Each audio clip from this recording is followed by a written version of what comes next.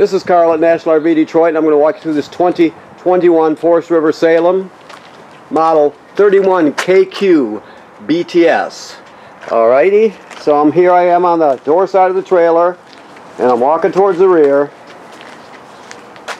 Okay. Now, you can see that this line right here, this LP line, it has a quick connect on this side, and then of course, let me pull the cap off so you can see it. And there's the male side. You're going to use that to connect your grill. So you know, it's a swing out grill bracket. But right here, if you can see it, right here is the quick connect for the other end of that hose, so you can plug your grill into the LP system. So you have to, in order to use the grill, you have to plug that in with the quick connect fittings. Also, let me see, this one has strong arms on it, so you got regular scissor type stabilizers that take a 3/4 inch crank or socket, and then you have these strong arms which takes the forward and backward wiggle out of it when you're parked. So what you do is you always loosen these up. It's way too loose, but you always loosen them up before you move this up and down. So what you would do is you'll put your jacks down and get it leveled the way you want. Then you'll tighten this handle up right here, so this strong arm can't move. This inner piece can't slide inside the outer piece. So you do that, and it'll take the forward and rear wiggle out of it. But keep in mind, you want that T-handle loose when you're raising it and lowering it. Just tighten it when it's in position, like I said. But also when you're going to travel,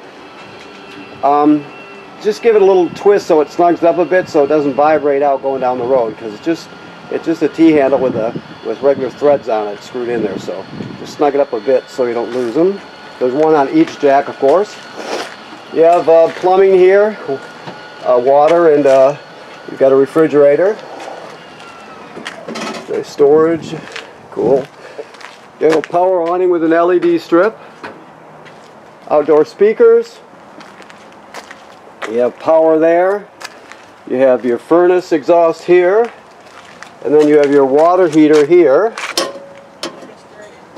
Okay. Let's take this off here. So, the thing to know, let me set this down here. The thing to know about this is, this must be a brand new trailer too, look at that. This is the anode rod / drain plug. You see those threads right up here.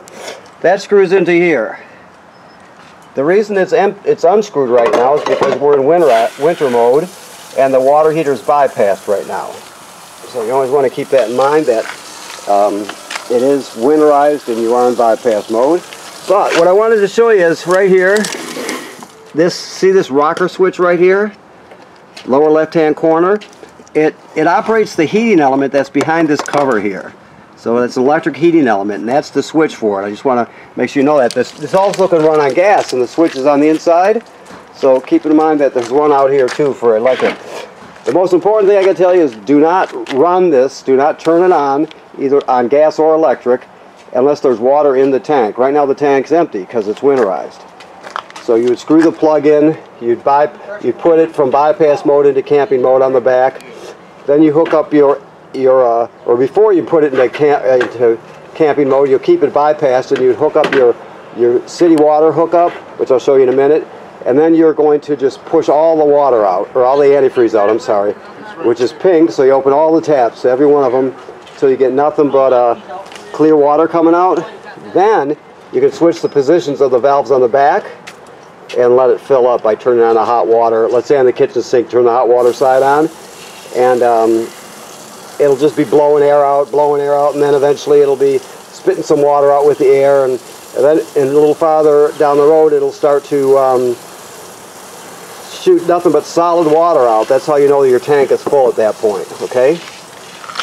So definitely do not run it with out water in the tank. It's called dry firing, and you'll ruin your heating element in just, I mean, like a minute. No time at all. So, okay. I just want to show you this right here. The city water is on the other side of the trailer. I'll show you that. But right here, I'm just having a hard time seeing the monitor here. Right here, this is the fill for the city water. I'm sorry. This is the fill for the fresh water tank right here. Excuse me. So The reason you would want to fill that is if you're camping on a campsite that does not have plumbing, does not have city water, you can still pre-fill this tank, use the onboard pump on this trailer, and all the plumbing will work just like there's city water. So if you fill this tank up in advance, you could camp out in the middle of nowhere when it comes to water, so you'd be set. If you're using city water like you normally, like most people do, 9 times out of 10 you'd be using city water. You don't even have to fill this tank. You wouldn't deal with it at all. This black, or excuse me, gosh, this white valve here, this gate valve, that's the dump valve for the fresh water tank. So you don't have to travel or carrying water home or something if you didn't use it all. You just pull the gate valve and then the water will come whooshing out really quickly, and you'll be all set. Okay. This is the, if you want to get a solar panel, this happens to be the Furrion brand, but this is wired right now. If you were to plug into it with a solar panel, it will charge your battery. So it's just a solar battery charger port, I guess you would call it. This is your hitch, weight distribution hitch. We'll show you how that works when you come to pick it up. Also, you can always go to Kurt's website and look up their hookup videos if you happen to need to refresh your memory. Let me look back in here 1 second, please. Alright, so you have a crank here. This crank is for your power tongue jack in case it fails. This is just a 3/4 inch socket that goes on the end of a drill. So that's for your stabilizers. And this has to do with bringing the awning in if it happens to fail. And you shouldn't have to worry about that. If you ever have to do it, it's very, very rare, but if you ever had to bring it in after it was having problems, you have to look in your packet for the directions. It's not something that can be easily explained. You sort of have to do it while you're looking through the directions. So that's what that's for anyway. So this is the power tongue jack, up and down, and it got a hitch light. Now I told you that it had a crank, so you can unscrew this cap here and stick the crank on there and crank this manually if you had to. You can always get hitched up or unhitched that way. 2 LP tanks which are full right now. You got a automatic changeover LP regulator that draws one side down, then the other, then back again, back and forth. You've got a deep cycle marine battery here, and this is the kill switch for the battery. So if you need to disconnect the battery from the trailer, you just turn it off. That's it. Okay. So you put it in storage, you shut that off, and that way the phantom power from some of the appliances and from the carbon monoxide LP gas detector, that sort of thing, won't be able to pull energy out of your battery, so it'll stay charged longer in storage. Alrighty. Okay. Where are we at here? Alright. Just so you know, this is a black tank flush right here. So after you, let's say, here's your valves here. So you can see you got your gray valve right there, that's for your gray tank, and the black valve for the black tank. The black tank is toilet water and waste. The gray tank is sink and shower water. So you're going to dump the black first, because it's the dirtiest of the water. Then you would use the gray water to wash out your hose, right? Then leaving the black valve open, you can hook a hose here to this connection and turn it on, and it'll actually flush the inside of your tank and clean off the sensors and just clean it up really well. So it's really a good thing to do. Now keep in mind you have another valve on this one. You can see it way over there. That's for another gray tank, which this one is that one probably goes to the sink on the other side, the outside sink, I would bet. Okay, so you got to have a separate one there. Okay, so that's the black tank flush. Also, this is your power cable. It's 30 amp and 30 feet long. This pulls out of the trailer, right? This is your city water hook up here. I told you when we were on the other side about how to fill your onboard tank. Well, usually you're just going to use this feature here. You're just going to hook the hose up to your trailer, turn it on, and you're all set, ready to go. All right. That is cable and satellite through to the inside of the trailer. All right. And like I said, you saw the spring out bracket and the hookup for the gas. This housing here tells us this is pre-wired for a backup camera. So if you get one, we sell them here, but no matter where you get it from, it has to be the Furrion camera that fits in that housing. Also, we're looking up, the manufacturer states that you should basically go up on your roof or have somebody go up there and inspect it every 90 days or so. You figure once in the spring, once in the middle of summer, once in the fall. Make sure that all the sealant is good and tight, no cracking or separation. Make sure no road debris flipped up there and damaged the roof material, or a low branch hit it and did any damage to anything up there. Just give it a good inspection. Make sure everything is good and tight the way it's supposed to be. Okay. Now this thing right here, this device, that is the vent for the range hood. So there's a baffle inside there, and if you have to, before you vent, you have to reach up and make sure this baffle is open. I don't know if you can see that right there, but it's open right now. You can just snap it shut like that. So whenever you vent, you want to open that up first. Otherwise, just keep it shut. Your stairs fold right into the trailer. Keep in mind you can adjust the length of the legs just by squeezing this right here, pushing it in. It'll free up the leg and you can move it up and down. Both of them are independent of each other, so you can adjust it to any terrain that you need to. All right. Okay, so this is your control panel. Your slide room is right here. It's very simple. In, out. You hear that ratcheting sound? As soon as you hear that, you take your finger off the button. It does that when you come in or go out. That just keeps it from overextending or over retracting. It's supposed to do that. This is for your power awning. Right here, you can see, in and out. Never leave it out unattended. So if you're not going to be at the campsite, roll it in so it doesn't get damaged by the wind, which can happen very quickly. I told you that to turn your water heater on electric, the switch is out there. If you want to light it on gas, it's right here. This is the switch for the water pump, to pump water out of your fresh water tank.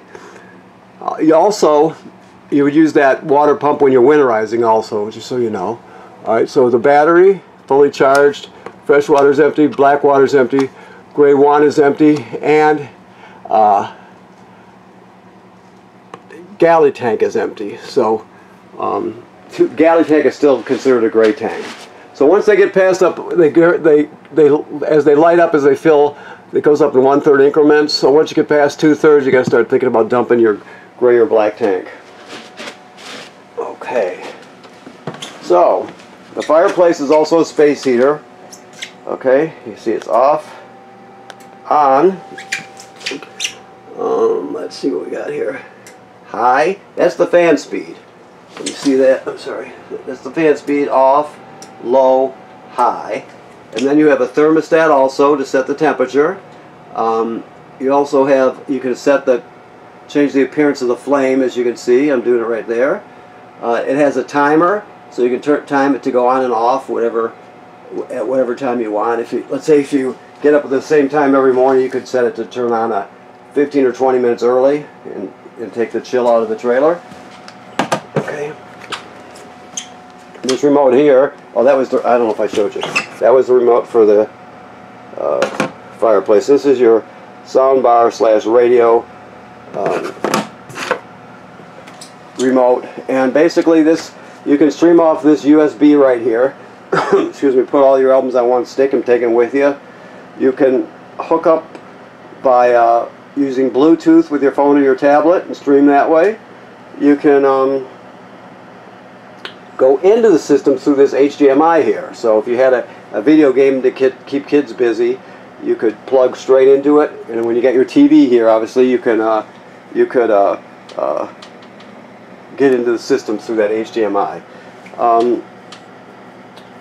Let's see, that you have 2 speaker zones, speaker 1 and speaker 2. 1 is inside, 2 is outside. Plus you got radio, so it does pretty much all you need to do. When you plug your TV in, the reason this is green right now here, I'll shut it off, but when it's green like that, that means it's on. That's the signal booster for the digital antenna. It should always be on when you're using it. When you hook up your TV, it'll go right here on this cable, or on this coax right there. Now this pre-wired for Wi-Fi, and it says go to kingconnect.com. Basically, there's also a port on the roof. So what they're saying is it's pre-wired for a signal booster, a public Wi-Fi signal booster, basically. So what it'll do is you have an antenna on the roof, and then you would have a router that goes right here. So all your family's devices would hook up to that automatically, to the router automatically, of course. And then you would have to hook connect the system itself to the public Wi-Fi. Let's say campground Wi-Fi. If they give you a password, you would put the password in, and then you hook up that way. It just boosts the signal so you get better Wi-Fi. It also has, like, I think, a built-in firewall. So that's what they're telling about pre-wired. That's what that means. Okay. All right. Alrighty, let's see here. This couch jackknifes flat. All you do is grab it right here and pull it out. Turns into a bed. This one, you can drop the table down onto the cleats, use the cushions to fill in the space, and you have another bed. Okay. Alrighty. Your range is simple. You're just going to spark it by turning this clockwise. So you turn it on, this one on high, spark it, there you see it just lit. All the knobs, obviously a knob for each burner, obviously. Then, when it comes to the oven, all the way back there in the back is a pilot light. I'm going to spark it for you so you can see it sparking, right? So what you do is you come up to the right, the farthest right knob, right there, all the way to the right, and you go to the picture of the flame, the pilot light, and you depress it and hold it. Then with the other hand, you're going to turn this clockwise to spark it. You keep sparking it till it lights, and once you see the pilot light down there, you hold it for another 10 seconds or so here, because you're still keeping it depressed. And then you would go to operating temperature. It cycles as an oven does, and then when you shut it off, the flame goes out, but so does the pilot light. So you have to relight the pilot light each time you use the oven. This is the range hood I told you about. It's got a fan in it and a light. There's the fan and the light. Remember what I said about the baffle on it. The baffle has to be open when you want to vent. Okay, alrighty. The refrigerator, it turns on when you plug in the trailer. It runs on 12 volt DC. It has a compressor, so it'll run off the tow vehicle's alternator, which is charging the battery. This is hooked to the battery, and it'll keep it cool while you're pulling it. Also, you can, using your power converter, which I'm looking for right now. Your power converter, that's back here. Okay, there it is. It'll run it when you're plugged in, I guess is what I'm saying. Hopefully I'm making sense to you. I seem to be all over the place today, I'm sorry. This is your power converter. So what this does, it converts 110 AC to 12 volt DC. So this side is the 110 side. You see you got regular household style circuit breakers, right? And they're labeled. Same things you'd see at home. Then the power is converted to 12 volt DC over here. You have 12 volt fuses here. These two are the master fuses, so you know. It protects the whole side. But if any of these fuses were to blow, they'll actually light up, and you can see them glowing through this tinted plastic here. Okay? And like I said, they're labeled. Now, also when you're plugged in, this will basically, it sends how much energy your battery up front needs or has, and if it's low, it could send 10 amps back down to it could send 10 amps or so back up to the battery to keep it charged. If the battery is almost totally charged, it'll just trickle a couple, so it'll always keep it charged up as long as you're plugged in. And then this device will keep your refrigerator going on 12 volts. That's where I was headed with that. So all the 12 volts either comes from your battery or from this power converter when you're plugged in. Okay, the battery's just storage, basically. Now you could put a TV in here, obviously. This piece here goes up, as you can see, and it's got a latch right there, so you can fold it up out of the way. and use this part for a couch. It also folds down into a bed. So you have a bed here, a bed there, a bed at the bottom, and then another one at the top. So you got a lot of sleeping space in this trailer. You got 4 spots back here, 2 in the main room, and then or in the main living area, and then 1 in, of course, in the master bedroom. These, just so you know, these are the slide outs for your bunk room slides. Always make sure there's nothing in here and nothing in the way that's going to get pinched in here, because you have to have this door shut when you're operating them. So you got to make sure it's good and clear before you do it. Okay. All right. The bathroom, second shower work like any other second shower. That's a GFCI that the plugs are wired through. Always use the fan with the shower to pull the humidity out.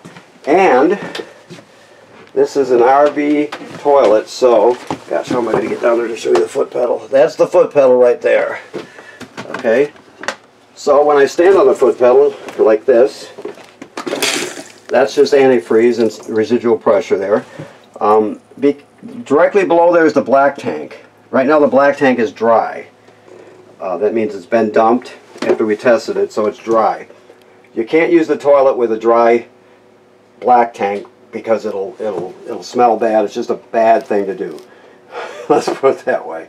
So when you get to the campground, you hook up your power, you hook up your water. Then you'll come in here and you'll just stand on the pedal. Because water's hooked up, it'll come swirling around and go down the drain to the black tank. You just stand on it for a little bit to put a gallon or so in there. Doesn't have to be exact. You're just going to put enough water in there to get started, because you can't use it dry. So whenever you're starting with a dry black tank, you're going to stand on the pedal and just let it fill about a gallon or so. Now if you're going to stay for another week at the campground, let's say, and you have to dump your tanks, you dump the tanks, but because you're staying another week, you come back in here and stand on the pedal and put another gallon in, because you're starting off and you're all set till you dump it next time. Alright? Okay, so your thermostat is very simple. There is a delay. Keep in mind about a 5-second delay every time you turn something on or off, but you light it up by hitting this mode bar once. Fan, low, high, cool, high, low, auto, high. That's what most people use. Try to always use auto with the air conditioner. And then heat, and then off. So it's pretty self-explanatory. There's also here it is here, carbon monoxide LP gas detector right here. It should always be green like it is. I'll set it off for you. Goes through 2 self-tests, 1 for each gas. Carbon monoxide, and LP, and then back to green. Also, if it beeps very, very slowly, it's telling you your battery's low. So it does that also. So if it goes off, you take everybody outside, leave the door open, shut off the gas, and figure out what's going on. Okay? And if it's not green, then you need to get it serviced. Your antifreeze port to draw antifreeze into your system and water pump are right down here behind this panel, as it shows. And let me look out the door real quick here. Yeah, and your water, the valves for your water heater are right back. Let me turn my flashlight on here so you can see them. Oops, they're back here. Right now they're parallel with the bypass line, so that means it's in bypass mode. Okay.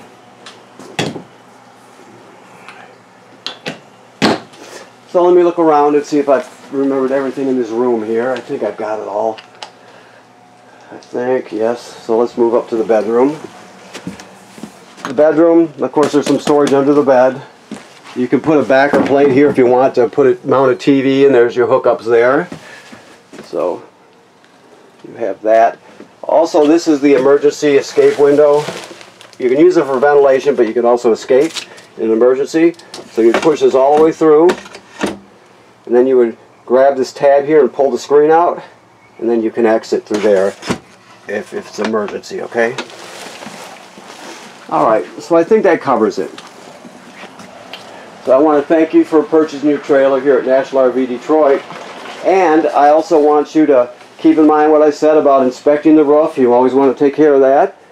It's very important, not just with this trailer, with every trailer ever made. And also it is winterized and in bypass mode right now. So, okay, thank you very much.